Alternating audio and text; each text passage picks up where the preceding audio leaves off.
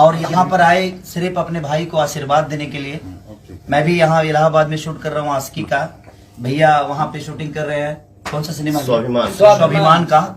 तो आप बस सब पब्लिक का प्यार और जनता का आशीर्वाद ही हम दोनों भाइयों पे है, जो कि हम यहाँ तक पहुंचे भी है तो आपके आशीर्वाद और आपके बदौलत ही पहुंचे हैं। ये भी आपकी ही बदौलत जिंदा है, मैं भी आपकी ही बदौलत जिंदा हूँ।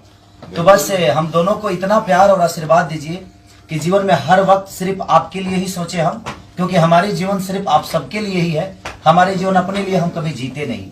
और भैया इतने दूर से सिर्फ अपने भाई को आशीर्वाद देने के लिए आए हैं, तो मैं चाहता हूं कि भैया को ढेर सारा प्यार आप सब दीजिए और ढेर सारा आशीर्वाद दीजिए। मेरे छोटे भाई खेसारी लाल यादव, आप प्यार से हम लोग इनको शत्रुघ्न बोलते हैं।